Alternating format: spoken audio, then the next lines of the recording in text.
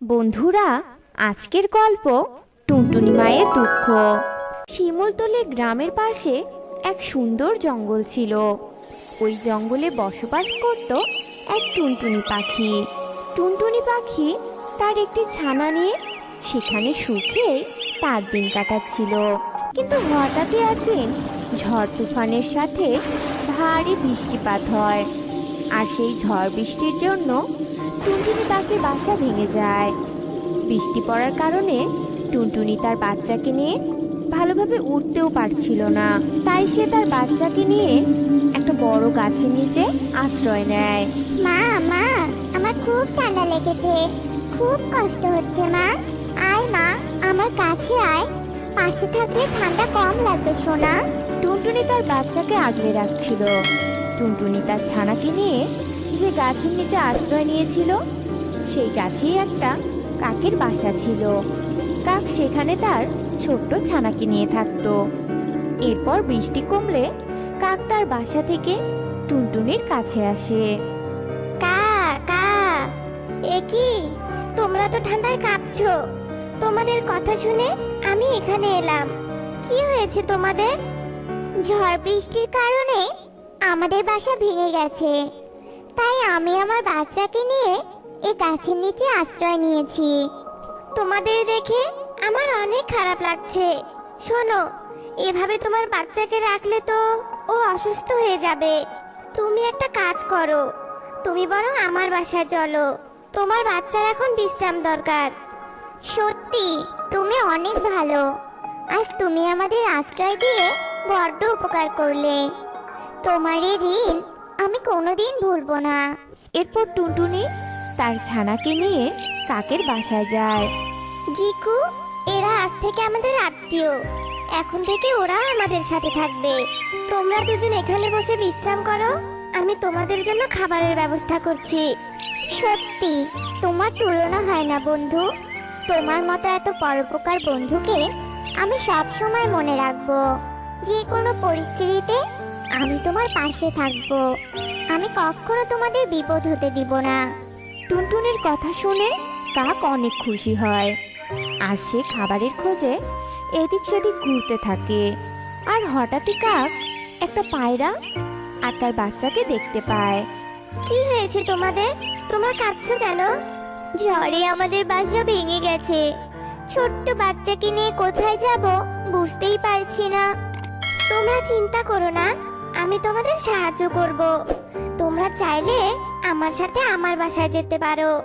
আজ আমি এক টুনটুনি পাখিকে আশ্রয় দিয়েছি, চাইলে তুমিও আশ্রয় নিতে পারো। তবে তাই চলো। তোমাকে অনেক ধন্যবাদ আমাকে আর আমার সন্তানকে আশ্রয় দেওয়ার জন্য। এরপর কাক কিছু শস্যদানা সহ পায়রাদের নিয়ে তার বাসায় যায়।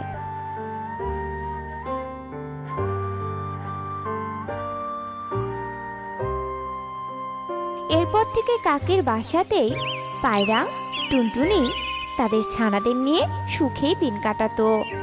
বিকেল তো হয়ে এলো, ছানারা এখনো খায়নি। এক্ষুনি খাবারের জন্য যেতে হবে। বন্ধু, আমি তোমার সাথে খাবারের জন্য যাব। তোমরা দুজন যাও, আমি বরং বাসাতেই থাকি। বাচ্চাদের দেখে রাখতে হবে। এভাবে বাসাতে একা বাচ্চাদের রাখা ঠিক হবে না। টুনটুনির কথা শুনে কাক আর পায়রা চলে যায়, আর টুনটুনি সেখানে বাচ্চাদের খেয়াল রাখছিল। মাসিমা মাসিমা, আমার খুব জল তেষ্টা পেয়েছে। তুমি কি আমায় একটু জল খাওয়াবে মাসিমা? কেন খাওয়াবো না, আমি এক্ষুনি তোমার জন্য জল নিয়ে আসছি। এই বলে টুনটুনি জলের জন্য বাসা থেকে উড়ে চলে যায়। আর কিছু দূর যেতেই টুনটুনি লক্ষ্য করে একটা ঈগল পাখি কাকের বাসার দিকেই আসছে। সর্বনাশ, ওই ঈগল পাখি তো বাসার দিকেই যাচ্ছে। বাসাতে তো ছানারা একা রয়েছে। এবার কি করি? এক্ষুনি আমার ঈগলকে আটকাতে হবে। এই বলে টুনটুনি বাসার দিকে যেতে থাকে। আর টুনটুনি বাসায় না যেতেই ঈগলটা কাকের বাসায় যায়। আর ঈগলটা যেই না কাকের বাচ্চাকে নিতে যাবে তখনই সেখানে টুনটুনি আসে। ঈগল মহারাজ, দয়া করুন, দয়া করে কাকের বাচ্চাকে নিয়ে যাবেন না। কাকের বাচ্চাকে কেন নিয়ে যাব না? তবে আমি খাবো কি? আচ্ছা ঠিক আছে, তবে আমি এই পায়রার বাচ্চাকে নিয়ে যাই। না না না, আপনি দয়া করে পায়রার বাচ্চাকেও নিয়ে যাবেন না। এরা আমার কাছে আমানত হিসেবে আছে। ওদের মারা খাবার খুঁজতে গেছে।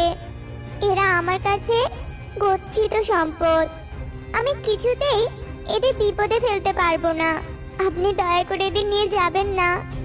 আচ্ছা ঠিক আছে, আমি যদি এদের নিয়ে না যাই তবে আমি খাবো কি?